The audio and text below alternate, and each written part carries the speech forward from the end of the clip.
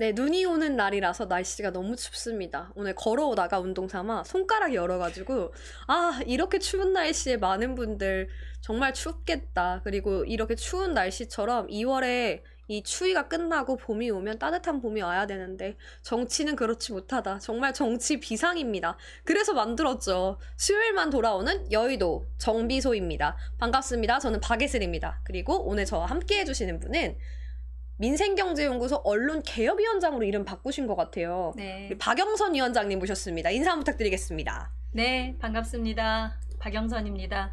눈이 막 펑펑 오고요. 네. 오늘 뭐 진눈깨비도 날리고 비가 왔다 이러는데 또 이런 날 저희는 손이 시렵지만 이런 날 또 현장에서 일하는 공공의 영역에서 일하시는 맞습니다.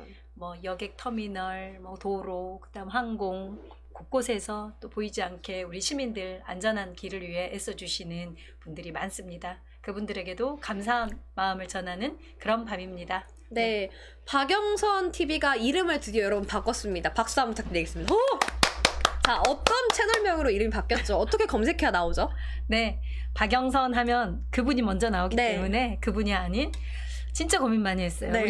우리 아나운서도 진짜 고민 많이 해주셨는데 자, 대박영선, 대박영선, 대박영선, 대박영선으로 대박영선 TV로 채널명을 바꿨어요. 네. 바꿨고 그리고 네, 이 채널명은 우리 막내딸이 제안해줬어요.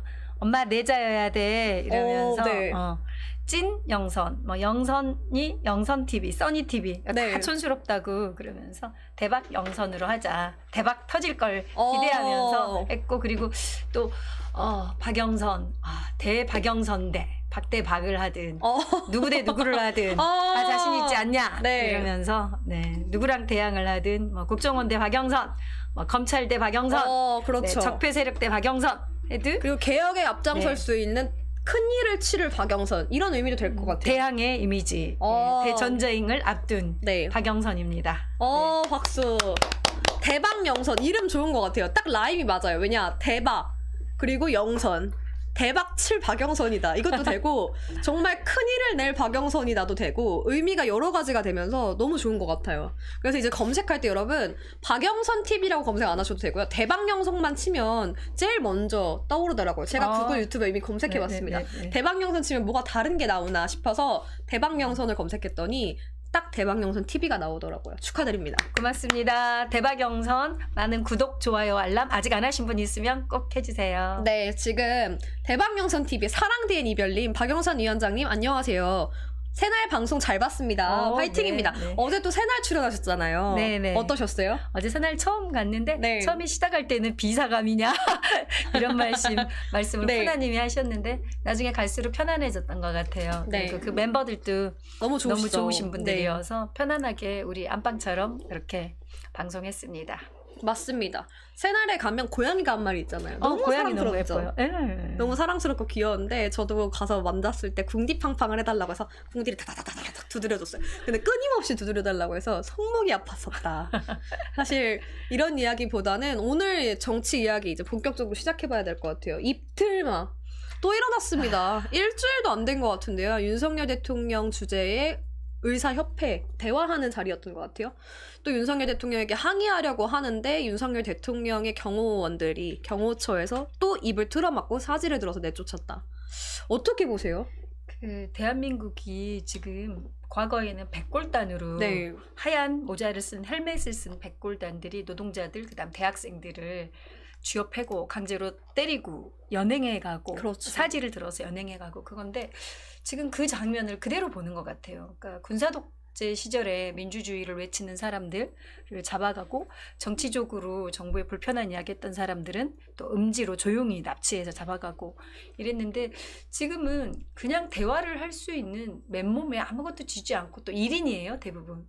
한 명이 국정기조 바꿔라라고 했고 그 다음 카이스트 대학생이 그렇죠. R&D 예산 복원하라. 네, 복원하라. 딱 이야기했어요. 한마디 외쳤죠. 그 정도로 이야기하는 건데 또 졸업생이에요. 졸업생이고 다 당사자들이란 말이에요. 그리고 이번에도 의사협회 지금 그 많은 지금 의료 현장에서 의료진들이 윤석열 정부에 연간 2,000명씩 추가 증원, 그러니까 의대 대학 교육 과정에 대한 근거와 방법, 그다음 지방 공공 의료에 대한 대안 없이 무조건 의사 숫자만 지금 늘리겠다고 그렇게 불도저로 밀어가는데 맞습니다. 거기에 현장에 있는 의사들의 의견을 정말 청취하러 온 자리라고 하면 아니 그 의사협회의 또 회장님이신 분인데 어느 분과의 회장님이신 분을 그렇게 또 입을 틀어막고 그렇죠. 또 잡아가서 9시간 정도를 조사했대요. 경찰에 데려가서. 아, 그래서 경호법 위반이라고 했다는데 정말 대한민국의 표현의 자유 그리고 내가 당사자로서 대통령에게 건의할 수 있는 것조차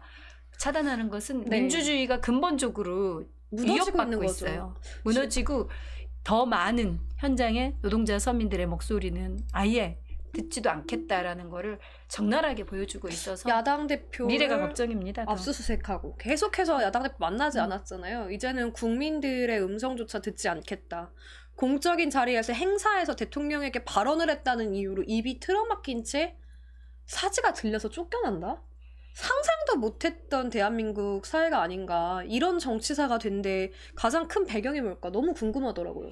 그러니까 윤석열 대통령은 이렇게 공적으로 행정적으로 대한민국의 대통령 인지가 좀 의심스러워요. 네. 대한민국 국가의 운영 시스템은 헌법을 준수하도록 되어 있거든요. 대통령은 헌법에 따라 직선제로 선출된 대통령임에도 헌법 위에 군림하고 있는 거 아닌가. 그렇죠. 헌법이 없을 때 그 왕족도 저렇게 하지 않거든요. 신문고를 올리게 돼 있어요. 왕들도 네. 어려운 불만이 분들의 있을 때, 말을 어려운 들으려면 사람들. 신문고를 올려서 네. 목소리를 듣게 했는데 지금 헌법에서는 사실 대한민국 국민들은 표현의 자유가 있거든요. 그렇죠. 그 집회 시위의 자유도 있고 그 자유를 주는 것은 말할 자유, 말을 해서 세상을 바꿔가는데 의견을 듣고 그리고 그로 인해 민주주의로 투표를 통해 그리고 선출을 하는 건데 본인은 선출된 대통령이 아닌 군부 독재 시절의 박정희 전두환보다도 더 지금 더 독재를 10배는 제곱한 네. 그냥 찐 독재자인 것 같아요. 너무 과하다 못해서 다들 이렇게 공포 정치 그리고 탄압 정치 맞습니다. 그리고 민주주의의 유린, 훼손 이것들이 너무 과하게 되기 때문에 더 이상 이 대통령 자리에 둬서는 안 될 것 같다라는 거 확신을 갈수록 하고 있습니다. 이런 일이 다시는 발생하지 않을 거라고 생각했어요. 강성희 의원이 맞습니다. 입이 틀어막힌 채 사지가 들려서 나간 이후에 정말 대한민국 국민의 한 사람으로서 그래도 정치인이기 때문에 저렇게 하는 것을 탄압이다 라고 여길 수 있겠다. 그렇지만 일반 국민들에게 이런 일이 일어난다는 것 상상도 못했잖아요. 그러니까 저는 약간 예측은 했어요. 불통을 보여주는 단초다라고 했는데 그때 대통령이 경호처장을 징계하거나 경호에 문제가 그렇죠. 있었다라는 후속 그리고 경호처 간부들이 강성희 의원을 찾아가서 미안했습니다. 잘못했습니다. 라고 사과를 했다든지 그런 게 전혀 없었어요. 보이지 경호처 않았습니다. 직원들에 대해 오히려 경호처장에게 잘했다고 한 거 아닌가. 그러니까 격려해 준것 같아요. 카이스트 네. 가서 다시 이 졸업의 주인공 꽂힌 우리 과학계 과학 인재들로 그 과학의 요람인 곳에서 당사자를 그렇게 끌고 가고 그리고 나서 또 사과나 반성도 없고 카이스트 교문 밖에서도 실은 1인 시위의 자유가 있어요. 네. 집회 시위의 자유가 있는데 피켓을 들었다고 그래서 거기서도 끌려갔단 말이에요. 밖에서도 끌려가고 졸업식 현장에 가운 입은 졸업생도 입을 틀어막고 또 사지를 들어 또 끌어내고 그런데 이게 지금 반복된 상황에서 오늘 또 의사들과의 면담 자리에서 이래서 네. 사과도 하지 않고 이걸 잘못했다고 생각하지 않는 거 이거 저는 우리 국가 공무원들 경호처 직원들 이러지 않거든요. 그렇죠. 이렇게까지 될 수가 없지 과거에 않나요? 이러지 않았고 이러면 징계당하거나 이후로 문책당하거나 책임을 지어야 네. 되기 때문에 이게 심기경호라는 거는 이런 거는 물리적으로 그리고 신변에 위협이 있거나 손에 무기를 들고 그렇죠. 있거나 아니면 검문 검색 통과를 뭔가 가지고 있어서 못했거나 이게 아닌 거여서 이 국가 공무원들이 아무리 대통령이 불통의 대통령이어도 이렇게까지 과잉 충성하는 게 뭔지 이 납득도 안 되고 이해할 수가 없어요. 잘했다라고 칭찬하고 이렇게 잘 보이면 진급한다라는 거를 지금 윤석열 대통령이 계속 보여주고 있잖아요. 그렇죠. 예? 그리고 손준성 손준성 검사 검사 고발사주. 고발사주 네. 했을 때 진급시켰잖아. 그러니까 불법 부당한 행위를 한 사람들을 진급시키고 불법 부당한 행위를 하고 국정농단한 한 자들을 사면시켜주고 네. 그리고 영입해서 또 출마시키고 이런 일들이 반복되고 있으니 대한민국 국가 근간의 체계, 행정 근간의 체계, 그렇죠. 공무원의 일상의 시스템이 다 망가지고 무너지는 거예요. 이게 중요한 부분인 것 같아요. 공무원들의 일상이 다 무너지고 있다. 그러니까 공무원들도 국민의 한 사람으로 바라볼 수 있잖아요. 그렇죠. 공무원이기 이전에 대한민국의 국적을 가지고 있는 국민의 한 사람인데 그런 사람들이 일을 하면서 공포에 떤다? 저는 이런 상황을 만드는 대통령이 과연 독재국가의 대통령이 아닌가. 이게 과연 민주주의 국가에서의 대통령이 할 수 있는 행위인가. 그러니까 지속적으로 지금 문제가 있다라고 지적을 했음에도 누구도 옆에 참모 한 명이라도 바른대로 보고하고 문제가 있습니다. 의견을 경청하는 척이라도 하세요. 네. 들어주는 척이라도 해야 되지 않겠습니까? 총선도 앞에 있는데 이렇게 하는 사람마저도 단 한 명도 근거리에 사람이 없다라고 하고 있는 것은 윤석열 주변에 대통령 측근에는 진짜 이 가신들이 그냥 과거에 네네네네네네네만 하는 그런 뭐라고 해 표현을 어떻게 할 수가 없는 정말 제 입으로는 나오지 않는 네. 그냥 무수리 몸종 아니면 정말 왕조 시절에도 옆에 이렇게까지 안 했던 것 같아요. 간언을 하는 사람들이 늘 있었거든요. 그래서 오늘 또 입틀막 거는 이후로의 입틀막이 네. 10번, 한 번 못한 거 2번 못합니까? 3번 했는데 4번 이제 못하겠습니까? 계속 하겠죠. 주기가 짧아지고 있어요. 이제 점점. 그 당사자들이 그 누구든 그 근거리에 누구든 행사를 하게 되면 발언하거나 말하거나 하면은 그럴 수 있어요. 그래서 제가 요새 그 이야기 페이스북에 썼었어요. 갑자기 윤석열 화이팅! 윤석열 힘내세요! 화이팅! 하고 소리를 치면 네. 그도 잡아갈까? 그것도 입틀막 할까? 그렇죠. 그것도 어떻게 보면은 대통령이 있는 행사장에서 소리를 고성을 질러서 위협할 수 있는 행위잖아요. 이것도 경호처에서 사실은 입을 틀어막고 분리해야죠. 그러니까 위협이 될 수 있기 말이 안 때문에. 되는 거죠, 사실은. 발언하는 것마저도 위협이라고 판단한다는 것은 심기가 불편한 귀를 막고 사실은 눈을 가리는 눈 감고 귀 가리고 아웅하는 정말 네. 있을 수 없는 일들이 계속 반복되고 있어서 이 다음에 대상이 누가 될지 이 다음 현장 간담회나 현장 일정이 있다라고 한다면은 우리 국민들 조심하셔야 될 것 같습니다. 맞습니다. 사실 오늘 지금 입틀막을 당했던 당사자가 누구냐. 이면택 지금 현재 대한소아청소년과 의사회 회장입니다. 근데 이분이 어떤 분이냐. 지금 박예슬 톡톡 댓글에 나왔는데요. 자, 이 이면택 대한소아청소년과 의사회 회장과 변성윤 평택시의회 회장이 8일 서울중앙지방검찰청에 더불어민주당 이재명 대표와 천준호 정청래 의원을 업무방해 및 응급의료에 관한 법률 위반으로 형사고발을 했습니다. 참, 이래놓고 입틀막을 막상 본인이 당하니 얼마나 억울하겠습니까? 저는 윤석열 대통령 심기에는 네 편 내 편도 없다. 오로지 나만 있다. 주군을 모시는 사람의 옆에 있는 모든 사람들은 주군의 기분만 살피는구나. 정말 참담합니다.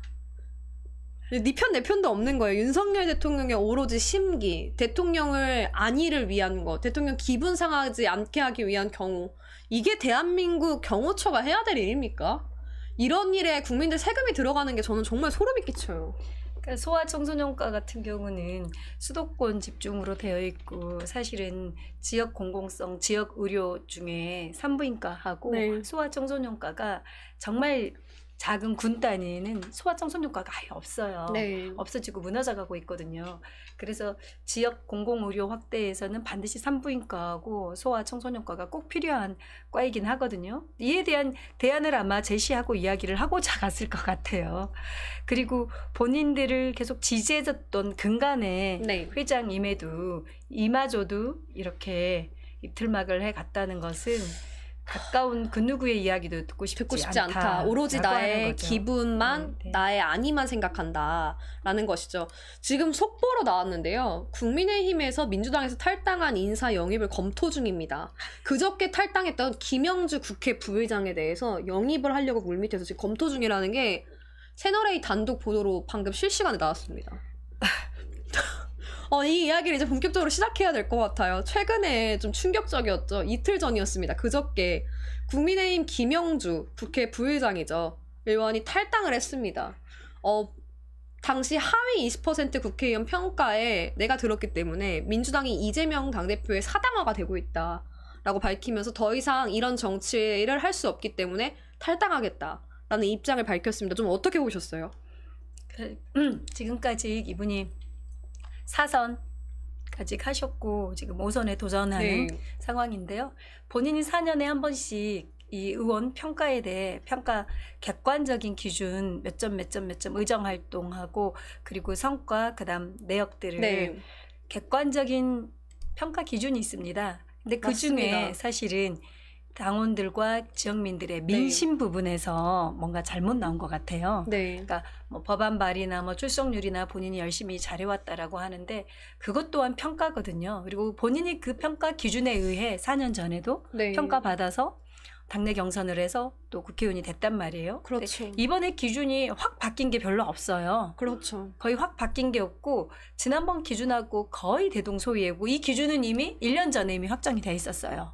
그러니까 본인을 타겟으로 뭘 바꾸거나 뭘 수정하거나 한 게 아닌데 네. 이런 평가가 나왔으면 조금은 자중하고 왜 이런 평가였는지를 그렇죠. 좀 되돌아보는 돌아봐야죠. 그런 선배 의원으로서의 모습을 보여야 되지 않았을까 싶어요. 그래서 민주당에 오랫동안 4선이면 16년을 하셨거든요. 그렇죠. 오래 했어요. 네, 벌써 네. 16년째 됐습니다. 16년을 하셨고 이에 대해 지금 이재명 대표도 존중하고 존경하는 의원님이었다라고 하면데 본인이 어떻게 개입하거나 본인이 뭘 점수를 매기거나 전혀 그럴 수 없는 객관적 시스템에 의해 결정된 사안인데 이렇게 뭐 당대표한테 공격하고 그걸 문제시하고 하는 것은 좀 저도 지나치다라고 네. 싶어요. 그리고 정치는 마무리가 아름다워야 됩니다. 맞습니다. 그리고 정치는 끝이 또 끝이 아닐 수 있거든요. 정말 훌륭하신 분이면 다시 또 역할을 하라고 우리 이해찬 대표님은 계속 이렇게 당에 힘을 달라라고 네. 후배들이 부르잖아요. 요청하잖아요. 맞습니다. 근데 김영주 의원님이나 그 외 다른 의원님들 또한 이렇게 본인이 그 지역의 성주가 아니거든요. 그렇죠. 봉건 영주 시절에 성주가 아니고 새로운 시대 그리고 변화되는 우리 성장하는 대한민국 과정에 정치도 변화하고 그리고 혁신해야 되는 맞습니다. 시기입니다. 윤석열 이 검찰 독재 시절에 정말 대선 지구 얼마나 우리가 피눈물을 흘렸습니까? 맞습니다. 이 피눈물 흘리고 그 결과들이 입틀막 그리고 우리 이태원 참사의 이 아픔 우리 최수근 상병 사망 사건 그리고 전세 사기 피해자 그리고 주가 조작 네. 이 사건 말고도 피해자들 엄청난 사건 사고들이 발생하고 있는데 무너지는 대한민국 살리려면 이번 총선 정말 잘 싸우고 정말 이길 수 있는 사람들 네. 그 사람들이 국회 가서 특검법 통과시키고 그리고 대통령 조기 끌어내릴 수 있는 그 힘을 모을 수 있는 의원들이 가져야 됩니다. 그래서 저는 이 절대절명의 대한민국 역사의 흐름 속에 이렇게 20년, 30년이 아니라 거의 100년으로 후퇴하는 맞습니다. 이 시국에 싸워야 할 사람들이 나와야 되는데 본인들이 해왔으니 여전히 또 하겠다라고 하는 거 똑같이 심사하고 평가받고 경쟁에 나서는 거잖아요. 그렇죠. 경쟁력이 있어야지. 그리고 네. 당도 사실 정당이 존재하는 이유는 대선에서 승리라고 정권을 갖기 위해서잖아요. 정권 획득을 위해 정당이 있는 겁니다. 누구누구 자리 나눠서 그렇죠. 영원히 땅 편안하고 따먹게 하는 게 아니라 아닙니다. 정권 획득을 위해 국민들 삶을 개선시키고 국민들에게 보다 나은 미래, 우리 아이들의 미래를 만들어줄 수 있는 그 꿈이 있는 나라를 만들기 위해 정권을 찾는 거거든요. 근데 정권을 되찾는데 기여할 생각도 도움될 생각도 그렇죠. 없기 때문에 지역민들과 당원들의 평가가 낮았다는 거죠. 그럼 본인을 되돌아봐야지. 그걸 가지고 그런데 또 당을 통해 16년 이상 해오셨던 분이 다른 정당이 요구한다고 해서 만약에 그렇게 가신다고 하면 그 말로는 뭐 이낙연 대표의 말로와 그렇죠. 크게 다르지 않을 것 같아요. 이준석한테 맞습니다. 계속 팽당하고 뭐 거의 사기 결혼 당했다라는 네. 식으로 이야기하는데 집창금까지 다 날리고 그렇죠. 지금 그걸 근데 예측이 안 됐나요? 우리 예측 다 했었잖아요. 맞아요. 당연히 그렇게 당할 절대 거다. 토사구팽이다. 절대 양두구역이 절대 호락호락하게 양당 대표가 두 사람 다 기득권을 계속 오랫동안 누려왔잖아요. 가장 혜택을 받고 서로 혜택 보던 사람들끼리 갑자기 서로 양보하려고 하니 그게 되겠습니까? 김영주 의원님을 포함한 민주당의 이렇게 역대 오랜 세월 민주당과 함께 성장해 주신 분들께 정말 당부드립니다. 호소드립니다. 당이 정말 이번에 총선 이기지 않으면 큰일 납니다. 우리 이태원 참사 제2, 제3 저는 정말 두렵고 무섭습니다. 네. 그리고 안보 위기, 남북 문제, 지금 정쟁을 오히려 불러일으키는 신원식 장관, 그 일을 용인하고 있는 대통령, 그리고 대중국 무역 문제, 그러니까 경제 위기, 우리 안보 위기, 대한민국 민생 위기, 모든 게 위기입니다. 민주주의는 이미 다 망가졌습니다. 대한민국 살리려면 제발 이번 기회에 되돌아보시고 다시 잘 싸우겠다 각오해 네. 주시든지, 아니면 이 다음 또 기회 있습니다. 정치가 끝이 아니라 정치는 계속 변화 그렇죠. 발전합니다. 더 성장하고 더 내공을 다져서 더 싸우겠다는 의지로 다시 이유로 해주셔도 되는 거 아닙니까? 네. 통디님 하시고 싶은 이야기 네, 있으신가요? 저는 이제 지금 화면에 띄워드렸는데, 그러니까 국민 한 사람으로서 그냥 이제 국회의원 그만 내려놓으시고 골프 치러 여행을 이제 일본으로 가면 딱 좋을 것 같다라는 맞습니다. 생각을 하고 있습니다. 사실 골프 여행 문자로 논란이 있었잖아요. 저는 그리고 국회에서 부의장의 자리라면 의장을 대신할 수 있는 자리인데 강력하게 항의를 하거나 특검법 발의됐을 때 저는 국회 부의장이라면 책임 있게 나서서, 특히나 다선 의원들이라면 더욱더 초선보다 열심히 국민을 대변해야 하는 것 아닌가요? 그것이 국민을 위해서 일하는 정치인의 모습이고 국민들이 그런 모습에서 감동을 받아서 표를 주는 거잖아요. 4선 동안 활동한 어떤 일을 했을까? 많이 좋은 일 하셨기 때문에 당선이 되셨겠죠. 그렇다면 때로는 내가 누려왔던 특권 내려놓고 후배들에게 물려줄 수도 있어야 되고, 박수 칠 때 떠나라라는 이야기도 있잖아요. 지난 대선을 패배했을 때 나는 무엇을 놓쳤었는가? 각 지역구에 사시는 당원 지지자분들이 더 많이 하실 거예요. 내 지역구 국회의원이 얼만큼 대통령 선거에 열심히 나섰었는가. 저도 저의 지역구 국회의원 압니다. 제 이름은 실명 언급하지 않겠습니다. 제가 현수막을 어디다 걸어주세요라고 전화까지 해서 요청을 했지만 걸지 않았어요. 지난 대선 때. 이렇게 했던 모습들이 있기 때문에 당원과 지지자들에게서 외면받았던 모습들, 자신을 먼저 돌아보는 게 먼저가 아닐까. 그리고 내가 놓쳤던 부분이 무엇일까? 민심을 왜 읽지 못하고 있는 것일까? 지금 이 시대가 원하는 정치는 무엇인가를 계속 공부하고 반성하고 성찰하면서 앞으로 나가는 게 정치의 역할이잖아요. 그런 모습들을 돌아보지는 못하고 계속해서 총선을 앞두고 본인이 몸을 담궜고 오랫동안 활동했던 정당을 비판이 아닌 비난과 비방으로 조롱하는 행위는 결국에는 총선을 망치겠다는 의지인 것 같아요. 그래서 한편으로는 이런 것들이 해당 행위가 아닌가. 징계를 안 하고 오히려 가만히 있고 민주정당이라는 이유로 잘못된 행위에도 침묵할 수밖에 없는 구조를 가지고 있기 때문에 일어나는 일이다. 과연 국민의힘이었으면 윤석열 대통령에게 이런 발언했으면 살아남을 수 있었을까요? 저는 벌써 징계받고 윤석열 대통령 경질했을 거라고 봅니다. 그리고 이제 또 하나 저는 이렇게 방송을 듣는 분들에게 이야기해드리고 싶은 것은, 민주당은 현재 162석이고 국민의힘은 112석이에요. 그래서 민주당의 공천 과정이 훨씬 시끄럽고 문제가 있는 것처럼 보여질 수가 있어요. 하지만 여기서 간과하시면 안 됩니다. 민주당은 서울 수도권에 의원들이 아주 많습니다. 네. 50석이 더 많아요. 50석이 더 많기 때문에 공천 과정에서 국민의힘보다 훨씬 많은 의원들이 교체될 수 있고, 그리고 훨씬 많은 네. 새로운 변화들이 올 수밖에 없는 현재 다수 의석을 갖고 있기 때문에, 그러고 수도권에 집중돼 있어요, 서울에.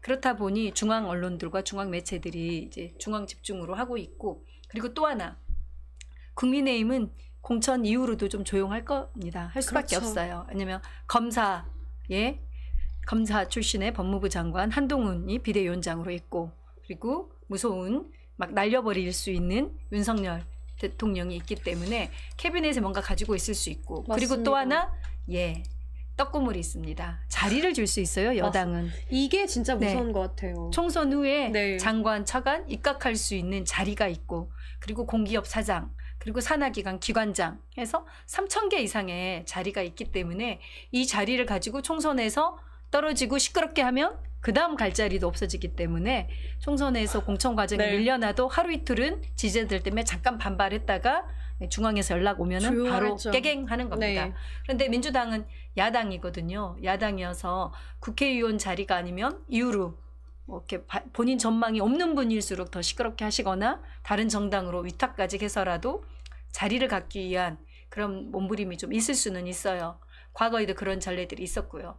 맞습니다. 그래서 민주당 중심으로 공천이 시끄럽다라고 하는 거 막 비난하시고 민주당 다 망할 것처럼 그러는데 선거는 축제의 장이고 맞습니다. 그리고 새로운 물과 그리고 과거의 구태들이 교체되는 과정에서 맞습니다. 파도도 치는 겁니다.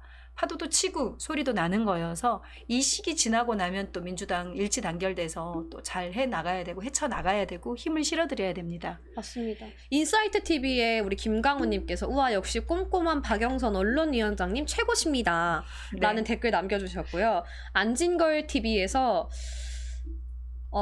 많은 댓글 남겨주셨는데 명희윤님께서 창피한 줄도 모르는 인간들은 필요 없지. 영등포에서 여론 안 좋은 인간 우리 김영주 국회 부의장인 것 같아요. 그리고 레오이즈 고양이님이 김영주가 국민의힘 가면 출마하나요?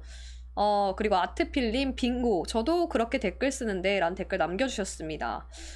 지금 보면 아트필님 저도 현수막 한 장이라도 걸어주시라 했는데 이계호, 조호섭, 이병헌, 송각석 단 한 장의 현수막도 안 걸음요. 맞습니다. 저는 이런 부분이 정말 정당에 몸을 담고 있고 대선이라는 것은 정당이 존재하는 목적 중에 하나잖아요. 정권을 취득하기 위해서 쟁취하기 위해서 열심히 선거를 뛰고 국회의원들 아무리 후보가 마음에 안 들어도 하나의 단결된 모습으로 뛰었어야 되는데 그런 부분들이 국민들이 봐도 눈높이에 맞지 않았기 때문에 이런 평가가 나온 것이 아닌가. 그래서 그런지 김영주 국회 부의장 탈당 이후에 박용진 의원 그리고 윤영찬 의원도 기자회견을 통해서 입장을 발표를 했어요. 먼저 영상 함께 보시고 계속 이야기 나누시도록 하겠습니다.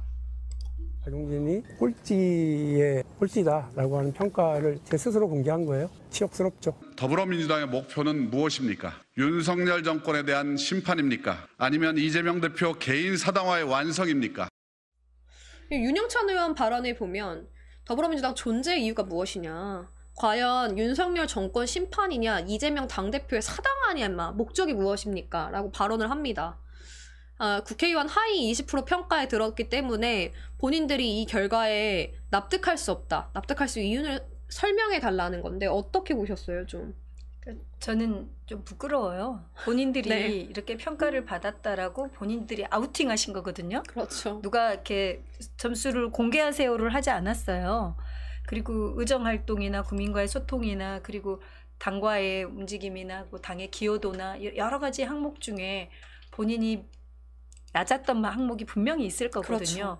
근데 나머지 예를 들면 20% 이상이면 30명 이상이 지금 통보를 받거나 대상이거든요. 네. 근데 여기가 이재명 대표랑 가까운 분들도 분명히 있을 거예요. 그럼요. 그런데 겸허하게 그걸 수용하고 그리고 다른 경쟁자와 더 열심히 경쟁하려고 또 뭐가 부족했는지 되돌아보며 네. 또 경선을 준비를 하고 있거든요. 근데 본인들은 본인들이 나 뭐 꼴찌예요 라고 지금 하에 20%예요 라고 본인이 선언하면서 사당화라고 하는데 이재명 대표가 심사위원이 아니라니까요. 그렇죠. 그 평가위원이 아니에요. 맞습니다. 아닌데 아닌 거를 갖고 본인이 오답을 네. 해놓고 왜 출제자가 이재명 대표가 아니라 출제는 모두가 합의해서 만들어진 툴이에요. 그렇죠. 본인이 시험 망쳐놓고 왜 누구한테 합풀이를 하는지 참 이해가 되지 않아요. 왜 그러시는지. 저는 참 웃겼던 게 이재명 당대표가 이 채점 기준을 만든 사람이 아니잖아요. 그렇죠. 그런데 어떻게 이재명 당대표의 사당화입니까? 여러분 제가 그래서 이 자료를 준비했습니다. PDF로. 너무 황당해서 이 국회의원 의정 활동에 대한 하위 20% 평가 어떻게 나왔는지 너무 궁금하잖아요, 여러분. 납득할 수 없을 것 같은 결과라면. 보니까 의정 활동, 기여 활동, 공약 이행, 지역 활동으로 나눠져 있습니다. 보시면 의정 활동은 입법 수행 실적, 위원회 수행 실적, 성실도, 본회의 질문 수행 실적, 국회직 수행 실적, 의정 활동 수행 평가로 나눠져서 세분화가 돼 있습니다. 그런데 박용진 의원은 할 말이 없는 게 상임위원회 2023년 당시에 출석률이 꼴찌예요. 저는 하위 20% 평가에 들었다. 이것은 잘못된 거다. 박용진이 물론 지역 활동 열심히 했을 수 있죠. 그렇지만 의정 활동을 그만큼 열심히 했고 상임위 소속된 곳에 출석해서 국회에서 의회 권력을 가지고 정부를 견제하고 상임위 출석할 수 있는 것들 권한을 행사하고 열심히 했나요? 저는 이런 기본적인 부분에서 본인을 먼저 돌아보는 게 먼저가 아니라 기자회견을 하기 직전에 창피함을 느꼈으면 좋겠다라는 생각을 하면서 얼굴이 좀 화끈하고 민망하더라고요. 그리고 또 기여도 보시면 아시겠지만 국민소통, 당정기여, 기여활동 수행평가, 공직윤리 수행 실적 얼마나 많은 해당행위 지난 대선 때 윤영찬 의원이 있었습니까? 경선 불복한다고 하고 이런 것들의 모습이 겹겹이 쌓였기 때문에 하위 20%의 평가가 나온 게 아닌가. 평가를 기준을 만든 것도 당이잖아요. 그렇다면 그렇죠. 이런 것이야말로 선당 후사의 마음으로 책임을 지고 나서야 되는 거 아닙니까? 그러니까 이 활동이 이 평가 기준이 이재명 대표가 만든 기준이 아니라 네. 이게 한 12년 전부터 조금씩 업그레이드 되면서 진행돼 왔던 기준이에요. 맞습니다. 진행돼 왔던 기준이어서 국회 보좌진들은 법안 발의 몇 개 했는지, 의정 활동 중에 네. 출석 얼마나 했는지, 그리고 당직 활동으로 뭘 했는지, 지역구 공약이 뭐가 있었고 얼마나 이행했는지를 다 자료화로 하거든요. 맞습니다. 그러니까 개량화된 수치예요. 이거 중에 이제 당원과의 소통, 국민과의 소통, 지역사회의 소통 내용은 이제 여론조사를 또 돌리잖아요. 맞습니다. 그거로 나온 수치 결과여서 이거를 만약에 뭐 조작했다. 나는 이만큼 했는데 이만큼을 못했다라는 맞습니다. 근거로 이야기를 해야죠. 근거로. 나를 왜 사당화가 아니라 그렇죠. 왜 이렇게 사당화로 나를 이렇게 아웃시키려고 하느냐가 아니라 이 조목, 이 조항, 이 조항, 이 조항에는 나는 이만큼을 했다. 그러니까 근거를 가지고 이야기를 하시면서 평가가 좀 잘못된 거 아니냐. 재평가를 그렇죠. 해달라라고 하면은 예를 들면은 다시 살펴볼 수 있거나 그럴 수는 있는데 이게 거의 이 당직자분들이나 이걸 하시는 네. 분들도 거의 기계화된 전형이기 때문에 전국의 현역 의원들은 이 기준으로 매년 평가하고 4년에 한 번 맞습니다. 공천 과정에서 다시 또 하는 거를 모르는 사람이 없어요. 그리고 박용준 의원님은 지금 재선 의원 3선 준비하시는 거잖아요. 그렇죠. 윤영찬 의원도 마찬가지입니다. 그 전에도 이거로 평가를 받았습니다. 받았던 툴을 본인만 불리하게 다른 페이퍼를 줬다거나 본인은 평가 기준이 이거는 20점 해놓고 네. 저건 30점으로 바꿨다거나 이러면 문제가 있지만 전 국회의원에게 모두 똑같이 주어진 문항이고 이 문항은 본인들이 다 알고 있어요. 그래서 입법 발의도 열심히 하고 당의 각종 위원회도 열심히 하고 각종 TF도 열심히 하고 법안도 열심히 발의하고 지역 공약도 그렇죠. 열심히 하고 SNS 소통 그다음 국민들과 함께하는 일정들 네. 다 의원님들이 열심히 하시거든요. 나머지 발언 안 하시는 분들은 그러면은 이게 기준이 사당화 됐다라고 나머지 분들 다 인정 안 맞습니다. 하시는데 이렇게 발언하시는 분들은 다른 의도가 있지 않는가 맞습니다. 싶습니다. 지역 활동도 보면 선거 활동, 선거에 기여를 얼마나 했는지.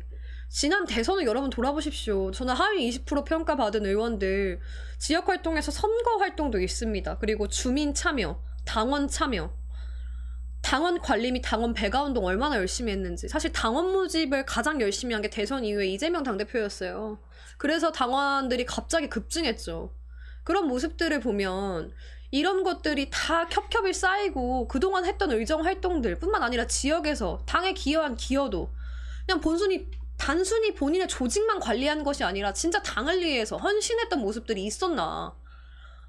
자신의 모습을 먼저 돌아봐라 제발. 그러니까 민심을 읽지 못한 거 아닌가. 정말 바뀌어가는 시대 이 민심을 제대로 느끼고 파악하고 현장 속으로 들어가지 않았던 현장의 국민들과 소통하지 않았던 결과이지 않을까 저는 그렇게 보여집니다. 맞습니다. 그거 탓을 이제 당대표 흔들기 그렇죠. 당대표한테 이거를 좀 책임을 지고 떠넘기고 있습니다. 넘기는 것 같은데 일단 본인들부터 자중하고 겸손하게 이것들을 받아들이고 그리고 더 열심히 가열차게 경쟁자랑 선거에 임하시면 또 자신 있게 하시는 분들은 이거에도 불구하고 네. 해보겠다라는 분들도 있지 않겠습니까? 맞습니다. 이렇게 하고 나니 언론에서 이렇게 말하죠. 민주당이 파열음이 생겼다. 공천을 통해서 비명과 친명의 파열음이 생기고 있다라고 하는데 사실 혁신 공천은 시스템에 의해서 이루어집니다. 이재명 당대표도 이야기했죠. 국회 부의장인 김영주 의원이 탈당하고 나서 안타깝지만 민주당은 시스템 정당입니다. 하위 평가자들이 당연히 불만을 가질 수 있습니다. 그러나 분열로 왜곡해서는 안 됩니다. 라고 발언을 했습니다. 저는 언론에서도 제대로 기사를 좀 써주셨으면 좋겠다. 그동안은 어설프게 눈 감아주고 그저 하위 20% 평가가 나왔어도 공개하지 않았지만 이번 이재명 당대표의 혁신은 저는 이걸 통해서 다시 한번 보여지고 있고 재평가받고 있다고 생각합니다. 근데 중요한 건 중앙당에서 공개한 게 아니에요. 그렇죠. 4년 전도 마찬가지로 공개하지 않았고 네. 이번에도 당에서 누군가를 하의를 공개한 적이 없어요. 그 찌라시나 뭐 추측해서 누군가가 했을 수는 있겠지만 정상적으로는 그걸 알고 있는 분은 공관위원장하고 뭐 알고 있는 분이 극히 없다 그래요. 당사자한테만 맞습니다. 연락을 준다고 하니.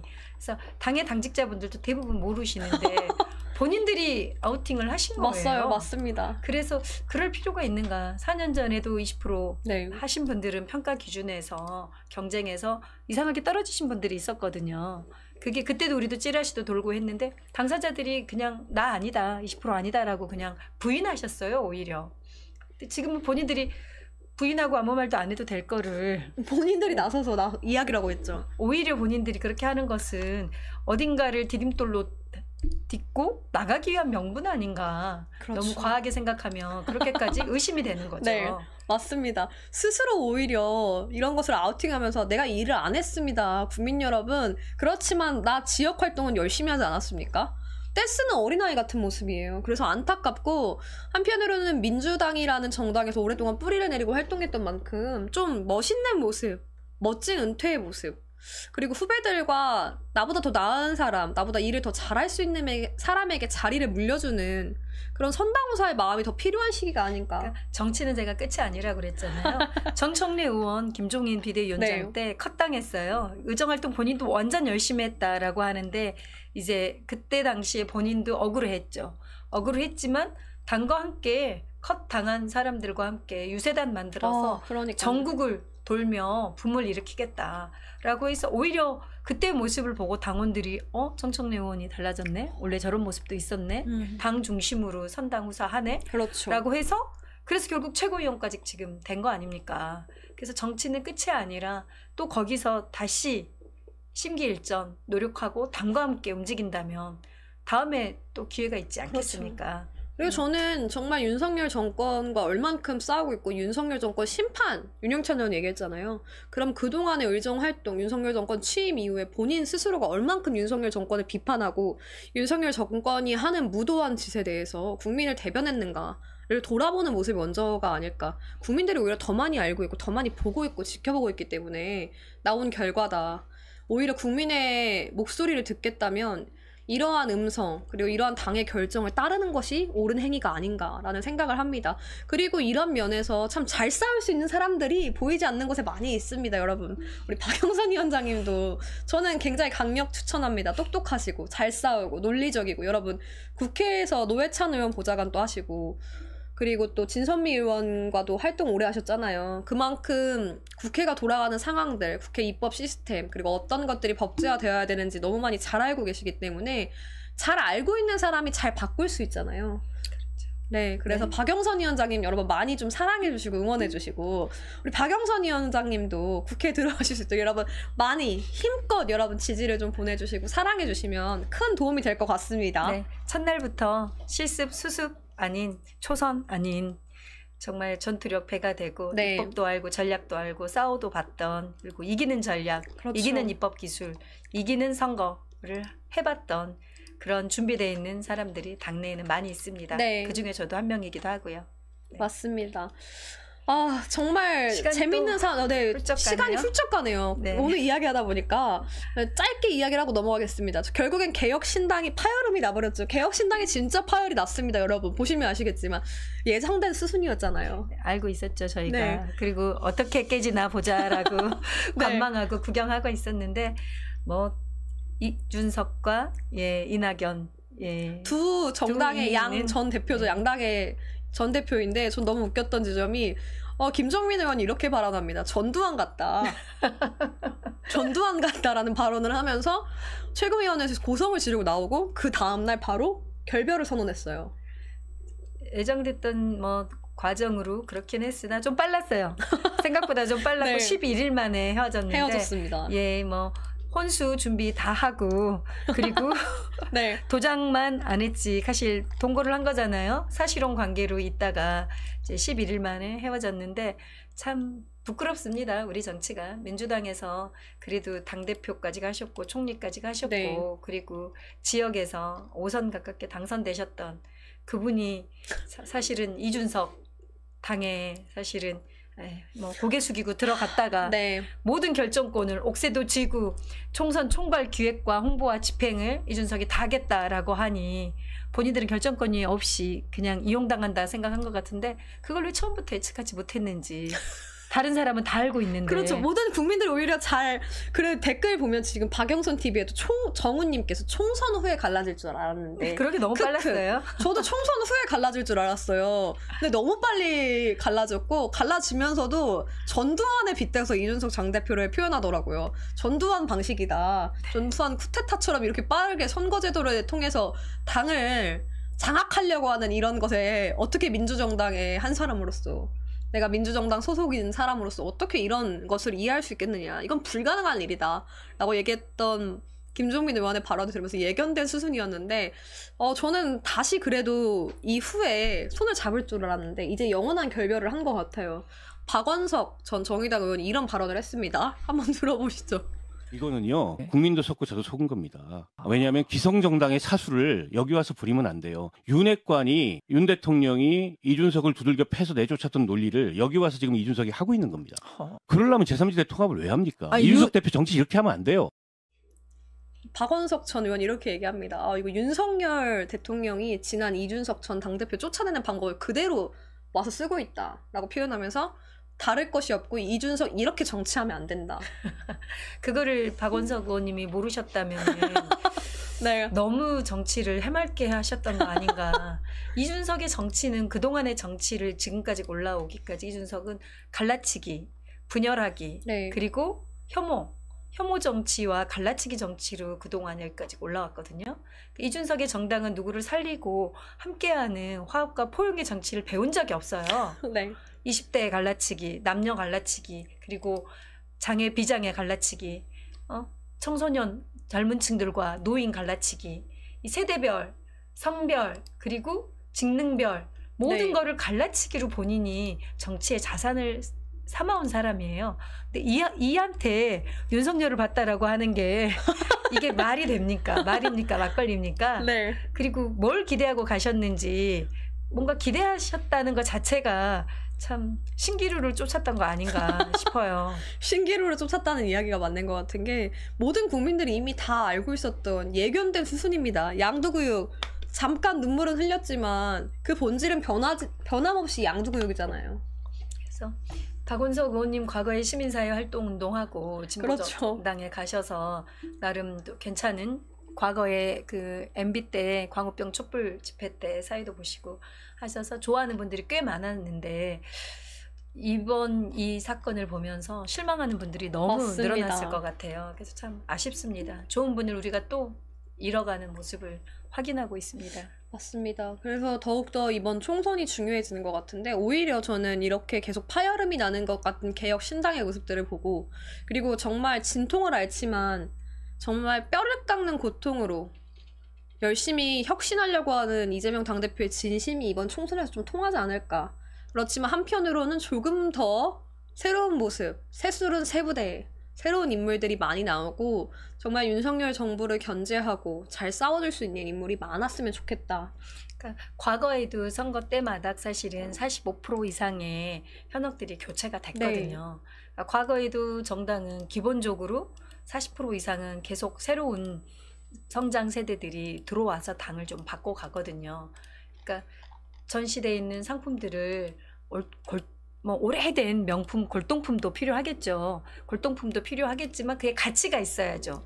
가치 있는 골동품, 우리 당의 그렇죠. 브랜드 이런 분들은 의미 있을 수 있고 역할도 맞습니다. 있고 깊이도 있고 그리고 있는 것만으로도 상징인 분들은 선수와 상관없이 또 이렇게 빛날 수 있지만 네. 나머지는 사실은 우리 국민들의 사랑을 받으려면은 반짝반짝 빛나는 신상들이 많아져야 그렇죠. 되거든요. 선택할 수 있는 폭이 네. 넓어야죠. 그리고 다양한 네. 세대, 계층, 연령, 직종 다양한 선수들이 우리는 준비돼 있습니다. 선택해 주세요라고 저희가 준비를 해야 됩니다. 그러려면 낡고 오래된 상품 그리고 먼지 껴서 전혀 닦지 않은 소통하지 않고 그리고 귀 기울이지 않고 있었던 누구도 손 한번 사지 않는 네. 이런 상품들은 교체해 주는 게 맞고 과거에도 45% 이상 교체가 됐고 이번에는 더 대폭 저는 바꿔야 된다고 봅니다. 55% 맞습니다. 60% 이상 교체해도 저는 좋다고 봅니다. 정치 대한민국 민주당 근간 크게 바뀌지 않으리라 저는 믿고 있습니다. 맞습니다. 꼭 필요하죠. 특히나 이번 선거가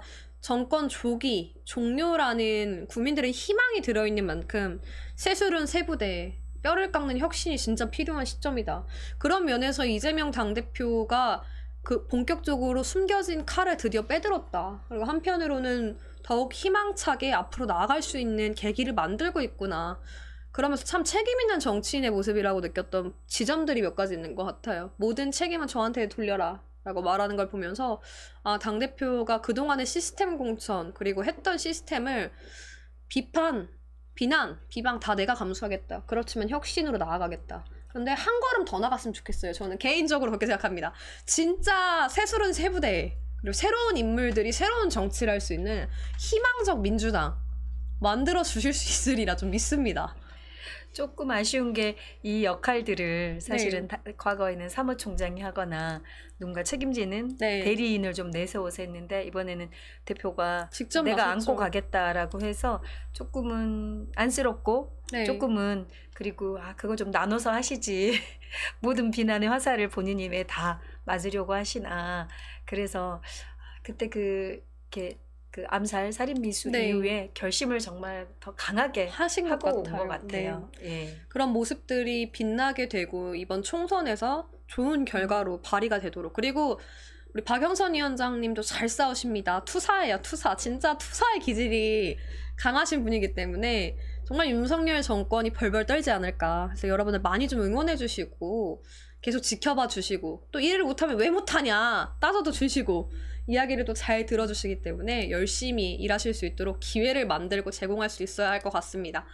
그리고 KBS 네. 세월호 다큐 10주년 방송인데 갑자기 불발됐어요. 어떻게 된 좀 상황인가요?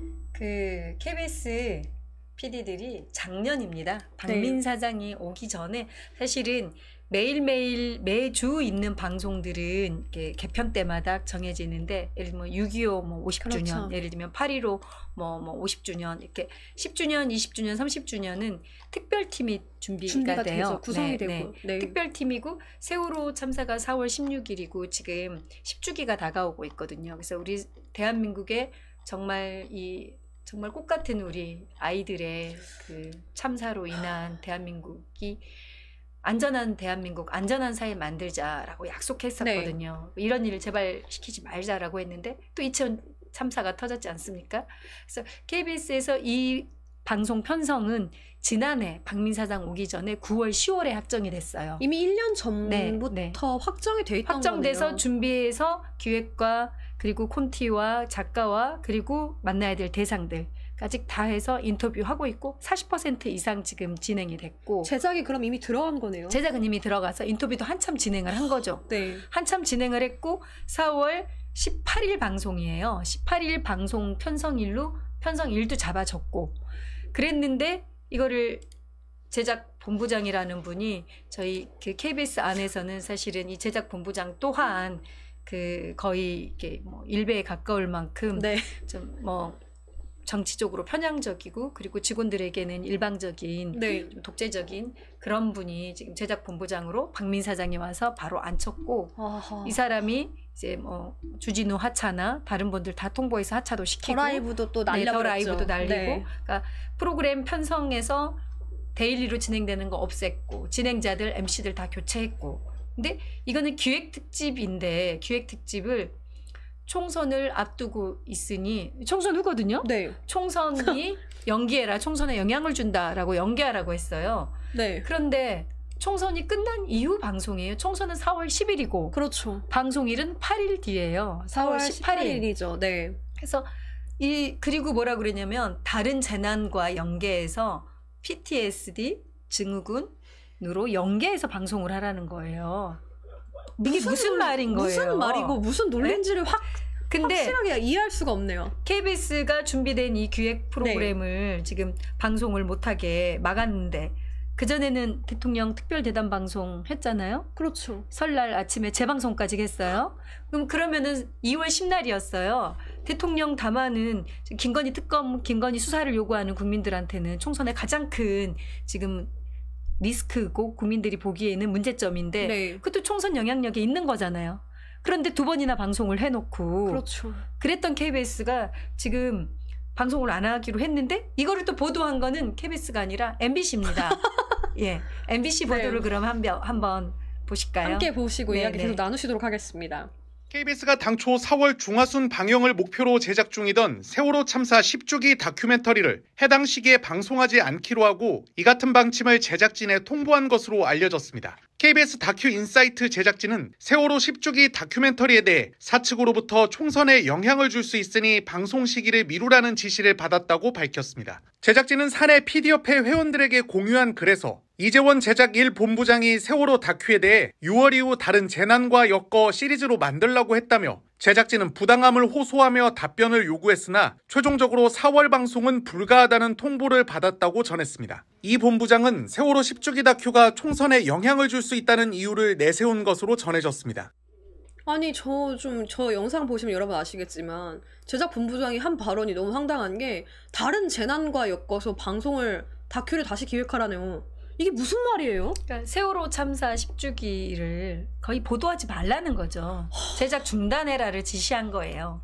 제작 중단해라, 보도하지 마라라는 거여서 세월호로 인해 박근혜 탄핵이 어쨌든 그렇죠. 빌미가 됐잖아요. 시작이 됐잖아요. 네. 제가 보기엔 너무너무 정치적인 판단인 거예요. 그런데 방송 제작은 사실은 기제작이 진행되고 있고 편성이 확정돼 있는 것을 본부장이 지시한다고 마음껏 바꿀 수가 있지 않아요. 대한민국의 제작 자율성, KBS의 편성의 자율성이 있는데 그거는 제작진들과 우리 역사를 통해 방송의 역사를 네. 위해 독립성을 위해 오랜 세월 쌓아놓은 내부의 합의이거든요. 근데 그거를 본인이 뭐 6월 이후로 해라? 6.25 특집으로 하라는 건지 불가능한 거죠. 방송을 중단하라는 거고 저도 그 이틀 전에 이태원 네. 참사 가족도 오셨고 세월호 관련한 시민사회 활동가들과 같이 KBS 앞에서 규탄 기자회견을 했거든요. 네.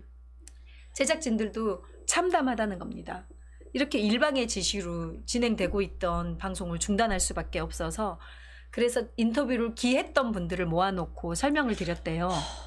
4월 18일 날 네. 방송이 못 나갈 것 같고 PTSD로 연계해서 다른 재난 사고와 다 연계해서 방송을 해야 되는데 어떻게 하겠습니까? 하니까 세월호 유족들은 우리를 2번 죽이지 말아라. 그렇죠. KBS는 이미 10년 전에 엄청난 사고를 쳤어요. 저는 그때도 또 현장에 있었거든요. 네. 세월호 참사 이후에 KBS 정치부장이 KBS 유족들의 우리 세월호 관련한 아이들의 시신을 지금 다 수습도 안 된 상황이었습니다. 그래서 전 국가적으로 전 국민적으로 애통해하며 마음 네. 아파하고 있던 그 시기였는데 1년의 교통사고 사망자 건과 비춰봐서 그렇게 큰 사고는 아니다라고 발언을 한 거예요. 정치부장이. 그래서 세월호 유족들이 팽목항에 단체로 계시다가 전원 상경을 했어요. 그렇죠. 영정을 들고 네. KBS 앞에 나와서 사장 나와라, 정치부장 나와라 라고 울면서 그 네. 현장에 저도 있었거든요. KBS 앞에 같이 갔거든요. 아, 울면서 어떻게 이거를 그렇게 비유할 수 있느냐. 이거는 인재 아니었냐. 그렇죠. 구조할 수 있었고 소방, 헬기, 해경, 경찰, 특수부대들 다 있었는데 이건 인재 아니냐 하면서 울고불며 이야기를 했어요. 사회자난이었는데 그 네. 교통사고로 비유한 KBS 때문에 그 다음날 새벽에 이분들이 청와대까지 가셨었거든요. KBS 사장이 현장에 나왔어요. 네. 그래서 현장에 고개 숙이고 사과를 했습니다. 아, 그리고 정치부장 그때 사퇴했거든요. 그래서 그때 당했던 이 세월호 가족들의 이 KBS에 대한 시청률을 냈고 국가 공영방송에 이렇게 2차 가해를 당했는데 얼마나 처참했겠어요. 그 아픔과 분노 아직 사그라들지도 않았는데 또 이번 10주기에 또 이런 일이 다시 발생했다? 그렇죠. 저는 제가 정말 과거에 KBS 노조에서 활동했던 공정방송 활동을 했던 미디어 활동가로서 정말 죄송하고 부끄럽고 이런 KBS로밖에 만들어지지 않았다는 거 죄송하다는 말씀을 드립니다. 저는 이런 사태가 발생한 게 하필 공영방송이라는 공정성을 가지고 있고 공공의 알 권리를 위해서 그리고 우리가 기억해야 될 일을 위해서 앞서야 되는 공영방송인 KBS에서 일어났다는 사실이 참 비통하고 속상하고 참담합니다. 그러니까 MBC에서는 저 보도를 했는데요. 이거 단적인 차이입니다. KBS는 사장을 갈아치우고 대통령의 친구인, 술친구인, 방송을 전혀 모르는 네. 신문에만 계시던 논설도 쓰시고 논설도 의미 있는 논설도 하나도 없는 그분을 KBS 사장으로 앉혀놓으니 인사를 통해 장악하고 그리고 수신료를 줄까 말까 하면서 목줄을 잡고 있는 거예요. 그렇죠. 그래서 KBS 대담 방송 하고요.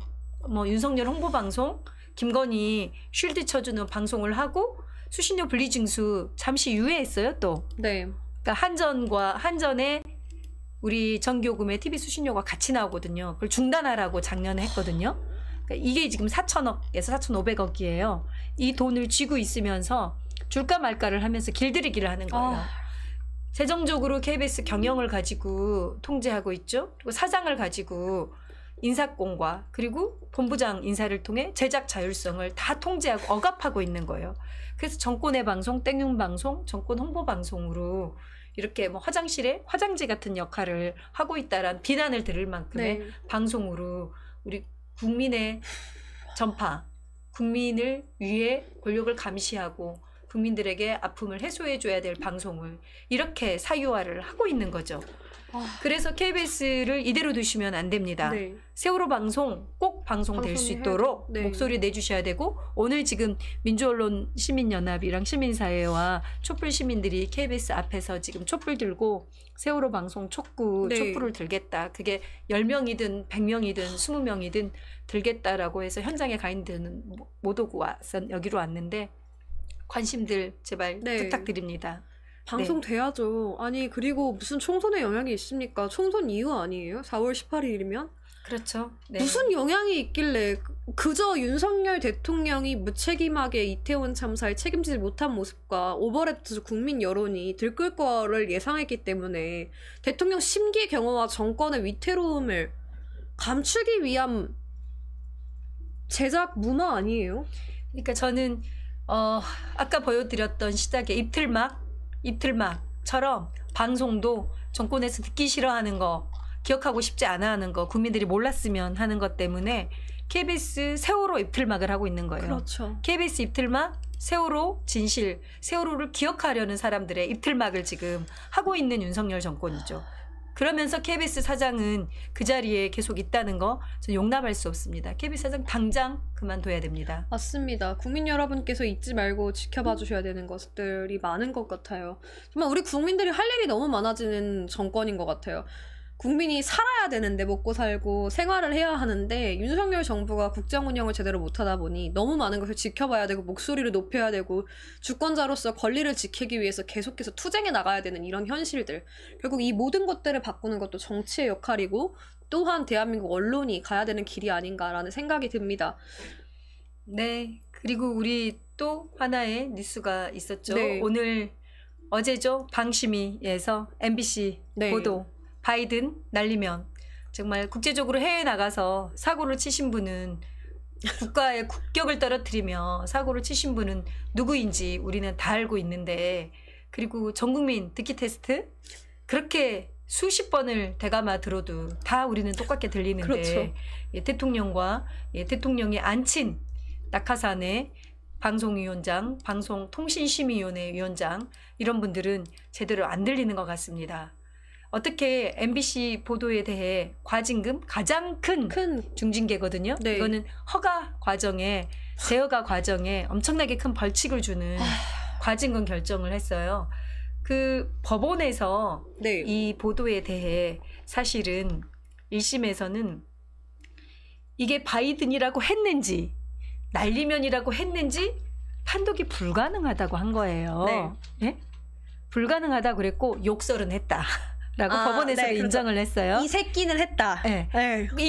법원 인증 대한민국 대통령 욕설 받기. 예. 그거 자체가 이미 너무 창피한 거예요. 바이든 날리면 떠나서 외교에 자리 가서 저게 녹취를 통해서 공개된 사실 자체가 민망하잖아요. 그래서 1심 판결이 그렇게 판독은 불가능해라고 한 거를 방송통신심의위원회가 그리고 1심이에요. 항소 중이에요. 네. 결정이 되지 않았는데 법원에서 판결이 항소심 대법원까지 항소를 하고 상고심을 할 때는 기다리거든요. 그렇죠. 기다리고 나서 행정제재이기 때문에 법적 제재는 기다렸다 해야 되는데 2심에서 바뀌면 어떻게 책임지려고 과징금 결정을 그렇죠. 내려버렸죠. 미리 하는 거예요. 그러니까 정권에 우리 MBC 손보고 있습니다. 저희 아직 뭐 살아 있습니다. 그렇죠. 라고 하는 건지 그리고 이걸 결정하신 분은 범법자예요. 범법자. 류일임 방심위원장이죠. 여러분 여기서 주목하셔야 될 점은 저는 살다 민원을 청원하고 사주하는 민원 사주를 한 거예요. 민원 조작이죠. 공작을 한 거예요. 민원을.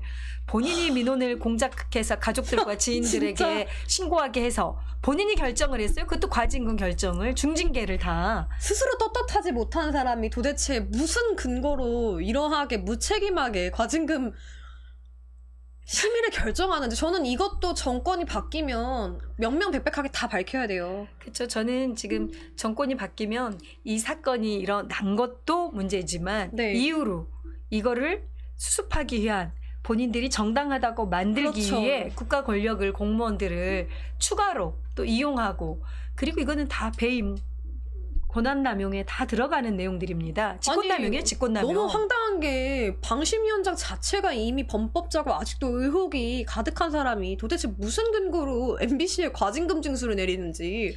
그러니까 본인부터 수사를 받아야 할 대상이 본인이 여전히 여당 의원들만 네. 모여서 야당 의원들이 아직 위촉도 안 돼 있는데 여당 의원들끼리만 모여서 그런 결정을 내리고 그리고 오늘 추가적으로 몇 곳도 더 결정이 네. 내려졌는데 너무 웃긴 거는 제가 이거 찾아서 봐야 될 것 같은데요. 어떤 사안들이 그- 있습니까? KBS에 대해서는 잘 들었다. KBS에서는 그 네. 바이든 날리면을 바로 사과 방송하고 그렇죠. 삭제를 했어요. 바로 사과했죠. 네, 네. 바로 삭제를 하고 그랬다고 잘 들었고 뭐 이렇게 뭐 격려를 했다는 거예요. 그래서 거기는 행정지도 정도로 가벼운 처분을 했고 지금 나머지 언론들에 대해서는 중징계들을 때렸는데 MBC의 가장 심한 징계를 지금 처분을 해서 처분을 내릴 수 있는 당사자가 권한 없는 자가 이런 결정을 내리는 게 저는 납득이 안 되고 저희는 이거를 수용할 수가 없어요. 네. 예, 수용할 수가 없고 이거에 대해 끝까지 책임을 묻고 본인이 했던 류일임 방통심의위원회 위원장이 했던 일거수일투족들은 전부 다 기록되고 있습니다. 역사에 있어서 본인의 행동 전혀 떳떳하지 않는 행동들 저희는 다 지켜보고 있고 그리고 그 안에 지금 방송통신심의위원회는 또 내부 이렇게 직원들이 강력하게 저항을 하고 있거든요. 네. 노동조합에서. 그래서 이해충돌방지법으로 고발도 하고 그리고 내부에서 불공정, 방송의 공정성 그리고 온라인 매체에 대한 공정성 심의는 지금 직원들은 거부하겠다 이렇게 하고 있거든요.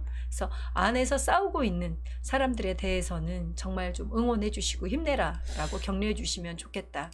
이렇게 그 윤석열 대통령의 거의 이렇게 좀 하청 업체처럼 방송통신심의위원회가 목줄 잡고 이렇게 죽이기 그렇죠. 작전, MBC 죽이기 작전에 지금 들어가 있는데 MBC에서도 꼭 힘내셔서 네. 좋은 보도 계속 해주시면 좋겠고 그리고 제발 오늘 세월호 관련한 보도들이 KBS에서 보도 안 된다라는 것들을 거의 모든 언론이 안 썼거든요. 거의 모든 언론들이 안 쓰고 네. 있어서 언론 그것도 참 보도가 잘 안 걱정입니다. 되니까 많은 분들이 네. 모르시는 것 같아요. 이게 제작이 되고 있었는지 네, 네, 보도가 불발이 되었는지 네. 그리고 앞으로 어떻게 되는지 아무것도 보도가 안 되고 있는데 MBC에서 그나마 보도를 해줘서 알려지고 네, 있는 네, 것들이지 다른 언론사들도 저는 이러한 사안에 대해서 목소리를 높이고 네. 함께 해야 되는 것이 아닌가. 지금 MBC 사태가 본인들 언론사가 될 수 있다. 그리고 또 뭐 반가운 소식인지 그나마 KBS에 네. 살아있는 기자들이 있다. 기자 정신을 지키고 마지막까지 본인들이 했던 다양한 내용들을 확인하고 취재하고 검증해서 보도한 총선 지방선거였죠. 지난번 오세훈 지방선거 과정에 오세훈에 대한 문제에 대해서 그렇죠. 공직자로 출마한 선출직 후보에 대해 객관적 검증을 하기 위해 보도됐던 것들에 대해서 KBS에서 자체 직원들이 KBS가 박민 사장이 와서 총선 때 그 지방선거 때 보도했던 내용을 사과했거든요. 묻지도 따지지도 않고 사과했는데 그 보도에 대해 자체 직원들이 저항을 하고 있습니다. 그 보도도 한번 네, 짧게라도 확인해볼게요. 보시면 좋을 것 같습니다. 정말 그래도 살아있는 네, 언론 영상 준비되어 네. 있으면 내부에 부탁드립니다. 저항이 있어서 다행입니다. 그래도 희망을 갖습니다. 영상 함께 보시겠습니다. 현직 KBS 기자가 KBS의 보도가 사실과 다르다며 매우 이례적으로 자사 기사에 대해 정정보도를 청구했습니다. 정정보도 청구 대상이 된 건 이른바 오세훈 처가 땅 의혹 보도에 대한 KBS 뉴스의 사과 방송입니다. 앞서 박민 KBS 사장은 지난해 11월 기자회견을 열고 해당 보도를 불공정 편파 보도 사례로 직접 거론했고, 같은 날 KBS 메인 뉴스에서도 앵커가 해당 보도를 구체적인 사례로 들며 공개 사과한 바 있습니다. 단시일 내에 진실 규명이 어려운 사안을 선거 기간에 보도해서 선거에 영향을 미치려 했다는 비판이 나왔습니다. 앞으로 정치적 중립이 의심되거나 사실 확인 원칙을 충실하게 지키지 않는 보도가 나오지 않도록 하겠다는 점을 다시 한번 시청자 여러분께 약속합니다. 진짜 웃긴 게 저는 저 보도를 한 게 박장범 앵커라는 사실에서 또 한 번에 한편으로 박장범 앵커가 진짜 공천을 받고 싶은 건가? 국민의힘에 인재영입당하고 싶은가? 단수 공천으로 전략 공천으로 본인이 나가고 싶은 건가? 정치적 중립을 지키겠다는 명목하에 아니 그렇게 요즘 KBS 보도를 보면 야당 인사에 대한 부분은 정말 가감없이 해요. 그러니까 당시에 사실은 KBS 2021년 3월 28, 29, 그다음 4월 1일 연이어 네. 지금 오세훈 일가의 땅을 새롭게 샀던 그 땅들에 대해서 확인 취재들을 했어요. 네. 그래서 현장에 갔던 측량 팀장의 목소리도 하고, 그리고 주변인들, 그리고 측량에 자기는 안 갖고 처남을 보냈다라고 했거든요. 의사인 처남을 보냈다라고 했는데 처남은 그때 대학원 행사에 참여하고 있었거든요. 그런 것들을 계속 확인하고 추적하고 객관적으로, 그리고 당사자의 반론권까지 다 보장해주며 취재를 했어요. 그러니까 취재 과정상 우리가 ABCD 중에 ABCD를 다 갖춘 취지였죠. 보도를 했고, 그리고 선거 때는 더 이렇게 꼼꼼하게 점검하고, 그리고 영향을 미치는 문제는 네. 사실은 나중 문제고 진실에 있어서에 가깝다 싶어서 보도를 했는데, 자, 박민 사장 오는 취임식에 함께 박민 사장이 KBS 보도에 문제가 있다, 4가지 보도에 문제가 있다 라고 해서 들었던 게 오세훈의 생태탕 보도가 문제 있다. 그래서 사과를 해버린 거예요. 아, 네. 사과한 걸 박장범 앵커가 이소정 앵커 바로 주저앉히고 다음날 박장범이 보도를 하면서 이 보도가 공정성 훼손의 대표적 사례입니다라고 사과 방송을 해버려요. 네. 이 방송에 대해 원래 취재했던 기자들이 지금 정말 어렵거든요. 자기 보도를 가지고 자기 회사를 상대로 정정보도 청구는 처음입니다. 제가 신문방송학과를 졸업했고 네. 신문방송학과 제작자 일성으로 석사를 받았는데, 그 이후로 공정성 모니터를 그래도 오래 해왔는데, 예를 들면 한겨레 신문 기자가 한겨레 신문 보도가 됐는데 한겨레 신문에서 정정보도를 한 거를 갖고 사과한 걸 갖고 이거 사과할 게 아니에요. 네, 잘못된 겁니다. 이런 것도 쉽게 우리는 말하면 자회사 내부에 있는 자기 자체의 직원들이 나는 프로세스에 맞게 데스크 거치고 네. 내부에 팀 회의를 해서 9시 뉴스로 나간 걸 왜 사과를 하느냐라고 정정보도를 청구를 한 거는, 이건 대단한 결심, 대단한 용기가 아니면 사실은 쉽지 않은 결정이에요. 진짜로. 그렇죠. 내부 구성원으로서 같은 내부 기자들이 이걸 또 박장범은 보도를 했잖아요. 잘못된 보도로. 사장도 잘못됐다라고 네. 한 건데, 이거를 대놓고 정정보도 청구를 했다는 것은 이 조직 안에 그나마 옳은 소리 하고 이게 잘못되지 않았다라고 저항하는, 이게 뭐 저항 정신이 아니에요. 기자로서의 프라이드. 그렇죠. 우리는 원칙에 맞게 취재했는데 왜 이거를 굽혔다, 잘못됐다. 흰색을 흰색이라고 했는데 이거 노란색이었어요, 잘못됐어요 라고 왜 사과하느냐. 그렇죠. 이거 흰색 맞다 라고 말하는, 그나마 살아있는 정의, 살아있는 진실 이야기하는 기자들이 이제 생기고 있고, 그리고 저항하고 있다는 거를 객관적으로 좀 확인할 수 있는 그런 기회여서 그래도 우리는 아직 희망이 있다. 이런 이야기를 좀 하고 맞습니다. 싶습니다. 진짜 그리고 다행인 것 같아요. 격려하고 싶어서 꼭 소개를 하고 네. 싶었어요. 이것도 다른 언론에서 거의 보도를 또 안 하고 있습니다. 네, KBS 내부에서도 이렇게 열심히 싸우려고 하시는 분들이 많이 계신다. 그래서 좀 힘을 냈으면 좋겠다. 네, 그리고 정치권에 좀 실망하신 분들, 새로운 인물들 정말 열심히 내가 가지고 있던 자리도 다 내려놓고 나와서 어떻게든 국민의 음성을 대변하고 더 이상 이 무도한 정권을 지켜보지만 않겠다라고 나서시는 분들이 많이 계십니다. 그래서 여러분들이 보시면서 좀 희망을 가져주셨으면 좋겠고, 응원 많이 해주시고, 많이 사랑해주시고, 또 격려해주시면 좋을 것 같아요. 네. 함께 가야지 정말 무도한 정권에 맞서서 오래 싸울 수 있고, 이 정권을 끝낼 수 있는 힘이 아닐까. 결국 저들이 가장 두려워하는 것은 연대이자 단결인 것 같아요. 맞습니다. 네. 저들이 가장 무서워하는 것은 연대입니다. 연대이고, 그리고 모든 국민들이 이거를 알아봐 주시고 직접 현장에 거리에 나오진 않지만 댓글이라도 달아주시고 네. 박수라도 쳐주시고 이런 게 있구나라고 알아봐 주시는 거, 그것만으로도 큰 힘이 되고요. 제 시민사회와 함께 총선 대응, 네. 우리 민주당에서 지금 민주개혁 공천 그리고 비례대표에 대해서도 통큰 양보들 지금 진행이 되고 있습니다. 그래서 국민들과 다 함께 손잡고 총선 이기고자 하는 당의 행보이니 이 정치적 사안만이 아니라 경제위기, 안보위기, 민생위기, 그다음 언론개혁에 대해서도 계속 관심 가져주시면 좋겠고, 댓글로 박영선 위원장님 검색하면 네. 알아보고 싶은데 자꾸 보기 싫은 분이 나와요. 네이버 검색하시면 네. 박영선 나오는데 밑으로 내리시면 두 번째로 박영선이 또 나오거든요. 커트머리에 두 번째 박영선이 접니다. 네. 저는 KBS 노조에서 언론 노조 운동을 시작했고요. 그리고 이제 뭐 해직 기자 딸로서 전공도 신문방송학과 이렇게 석사까지 했고요. 그리고 MB 때 종편 반대 투쟁 하면서 조중동 아웃 투쟁을 했던 미디어 행동 집행위원을 했습니다. 현장에서 많은 네티즌 시민들, 시민사회에 함께 야사당 연대하며 싸웠던 박영선이고요. 국회에서는 노회찬 의원 초대 보좌관으로 처음, 지금의 정의당이 아닙니다. 지금의 정의당은 정의가 없고 네, 노회찬이 없는 정의당은 정의당이 아닙니다. 노회찬의 정신이 사라진 정의당이죠. 네. 그래서 노회찬 의원 처음 국민적으로 김종필 역사의 뒤안길로 보낼 때, 그때 의회를 진출하셨던, 그때 민주노동당 초대 보좌관으로 4년간 삼성 엑스파일 하고 인권의제, 평화의제 같이 만들어냈던 그 보좌관으로 국회를 시작했고요. 그리고 민주당으로 와서도 10년간 국정원 댓글 진상규명으로 최선을 다해서 싸웠던 그 박영선입니다. 네. 맞습니다, 여러분. 그리고 지금 아마 통대 PD님께서 프로필을 좀 띄워주시는 것 같아요. 보시면 아시겠지만 KBS 노조 편집부장, 그리고 언론연대 대합국장, 미디어행동 집행위원, 총선미디어연대 대변인, 그리고 시민방송 또 이사도 하셨었어요. 네. 그만큼 언론개혁을 진짜 발로 뛰시면서 시민들과 함께 가는 언론, 진정한 언론을 만들기 위해서 발벗고 나섰던 분이고 저항했던 분인 것 같아요. 그래서 여러분들 진짜 이런 분들이 언론개혁을 하실 수 있는 것 같아요.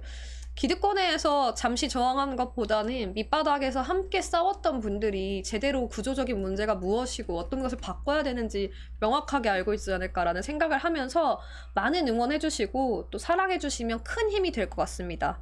네. 정말 열심히 싸워주실 수 있죠? 네, 저를 궁금해 주시니까 어쨌든 제가 제 소개를 잘 못해요. 그리고 평생 듣고 경청하고 문제를 해결하는 일만 해서 아직도 말은 좀 잘하진 못해요. 그렇지만 에슬 앵커님과 같이 방송하면서 점점 좋아지고 있는 것 같습니다.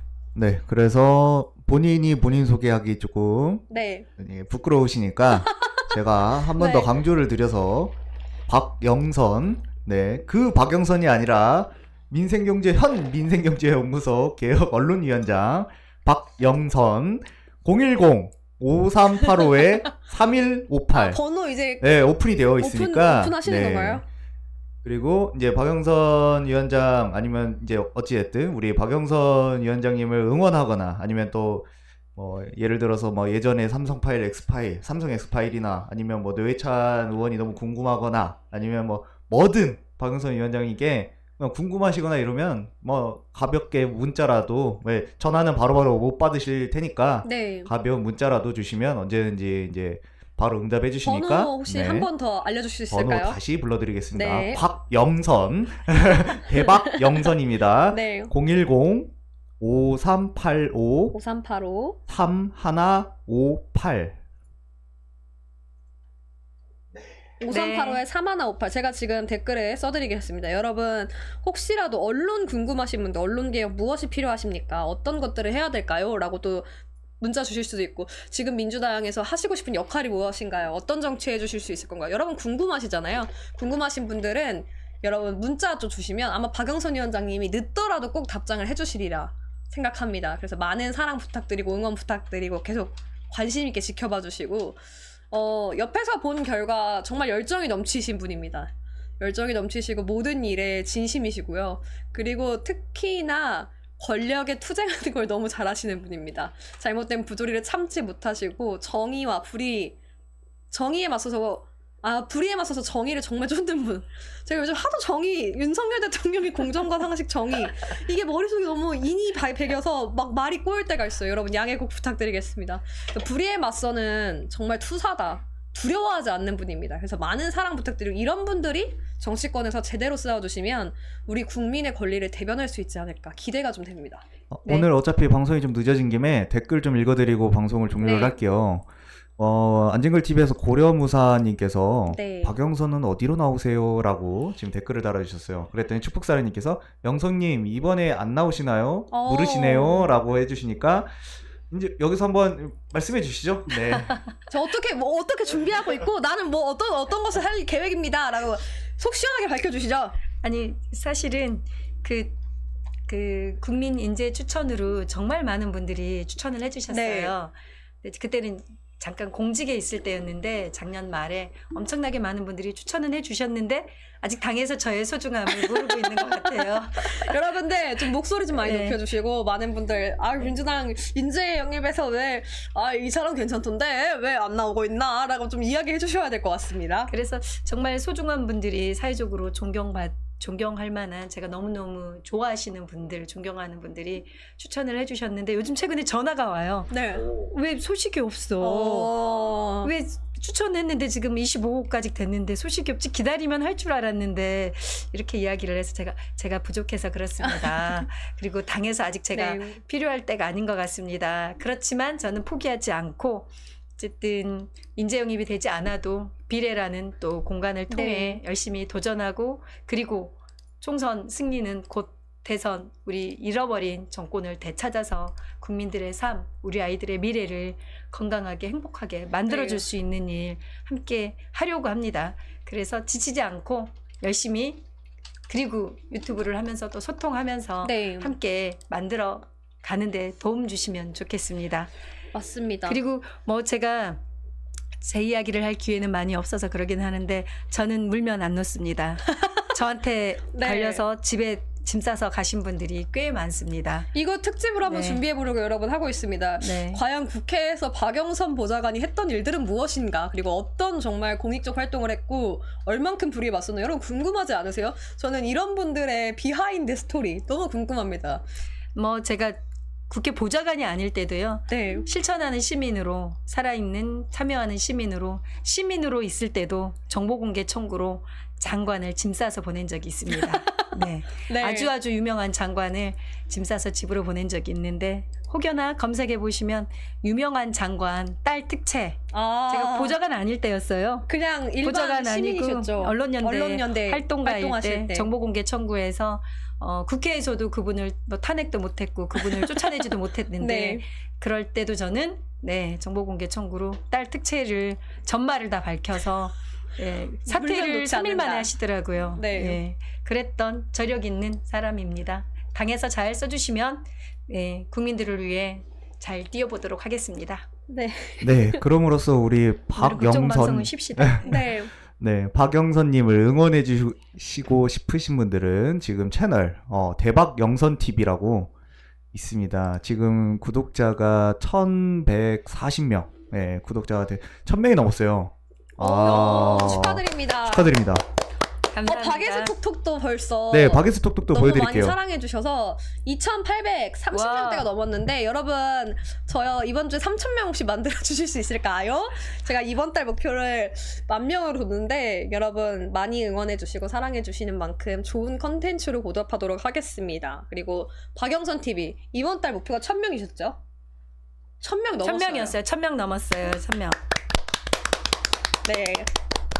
정말 박영선 TV 감사합니다. 대박영선 이제 바꿔서 대박영선 TV라고 뒤에 끝에 안 붙이셔도 대박영선만 검색하셔도 맞습니다. 나오더라고요. 네. 그래서 대박영선 구독, 좋아요, 알람 설정해주시고 아까 전화번호 공개해주신 만큼 혹시라도 민주당에 대해서 궁금한 것들 그리고 앞으로의 향후 계획 어떻게 되시는지 활동 어떻게 하시는지 궁금한 분들은 문자 주시면 우리 박영선 위원장님이 늦더라도 꼭 답장해 주실 거죠? 상담도 해드리겠습니다. 네. 제가 멀티여서요. 팔방미인 멀티여서 경찰, 네. 소방, 그리고 검찰, 국정원, 그리고 국토위원장실에도 있어서 국토 SOC 관련한 상담 문의 잘 해드리고 잘 풀릴 수 있도록 지원하는 역할도 잘 하니까요. 잘 사용해 주시기 바랍니다. 네.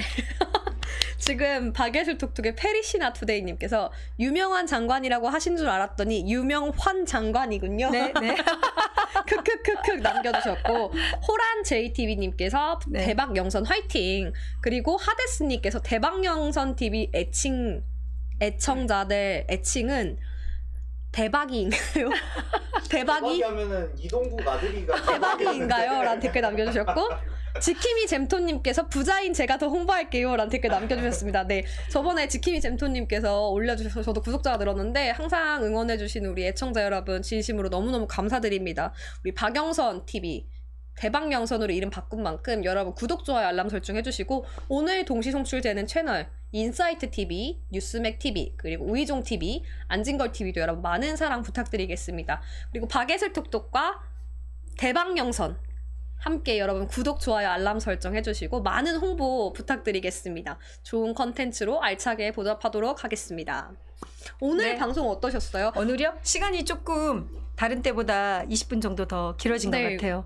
앞에 뭐 이렇게 이준석 당과 민주당의 혁신의 과정 이야기하느라 네. 정말 너무 이야기가 진지하게 길어졌죠. 돼서 재미도 있었고 그리고 이후로의 미래 희망을 또 우리가 만들어가는 이야기도 했는데 뭐 다음 주에도 또 다른 아이템 늘 다이나믹해서요. 네. 매주 새롭습니다. 네. 사실 오늘 박영선 위원장님 오시기 전에 약간 기분이 안 좋아지셨어가지고 제가 방송하면서 아 힘을 좀 드려야겠다. 약간 제가 에너지가 그런 게 있다고 하더라고요. 우리 전수미 변호사님도 항상 기분이 안 좋다가 저랑 방송이 끝나고 나면 기분이 좋아지신대요. 힘을 얻고 가신다고 하는데 박영선 위원장님은 좀 기분 나아지셨나요? 네, 좋아졌습니다. 제가 제 소개 잘 못하는데 또 우리 텅디님과 박예슬 앵커님이 홍보해 주셔서 감사합니다. 네.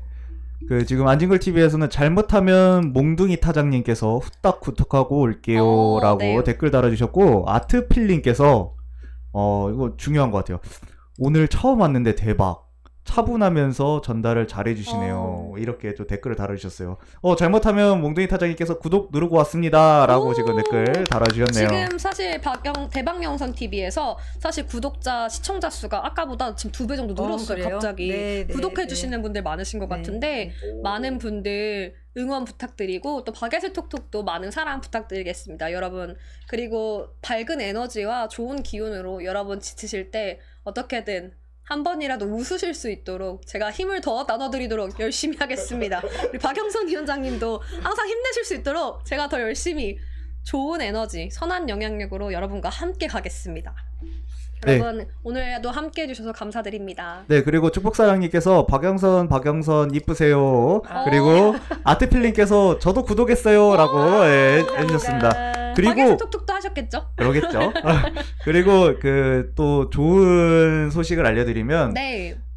박예슬 톡톡 채널이 지금 이제 수익 창출을 날 수 있는 기회가 곧 생겨요. 와우. 네.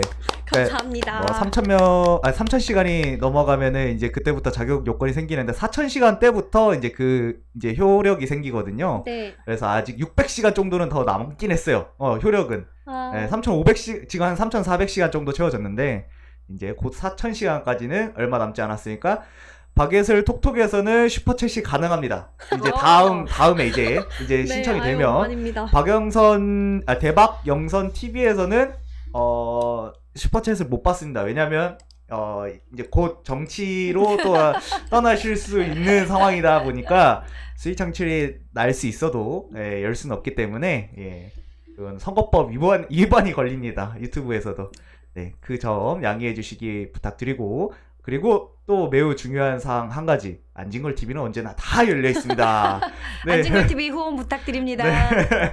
안진걸 TV, 우이종 TV, 박예슬 톡톡, 대박 영선 TV, 인사이트 TV, 뉴스맥 TV 네. 오늘 공동 방송 모든 채널 다 구독과 좋아요 한 번씩만 눌러주시고. 네, 오늘 방송은 여기서 종료하도록 하겠습니다. 저 박예슬 톡톡에 페리시나 투데이님 너무 오래 기다렸다. 그리고 하데스님 다들 취침 시간 동안 박예슬 톡톡 돌리고 의무입니다. 여러분 그럽시다. 한 500시간 정도만 채우면 되니까 자기 전에 틀어놓고 주무세요. 왜냐면 하루 정도 틀어놔도 어차피 6시간밖에 안 올라가요. 유튜브 정책상. 네. 하루 종일 틀어놔도. 그래서 근데 진짜 저 개인적으로 이제 마지막 발언하겠습니다. 저를 사랑해주시고 항상 저희 채널에 방문해주시는 박예슬 톡톡 우리 애청자 여러분 진심으로 감사드립니다.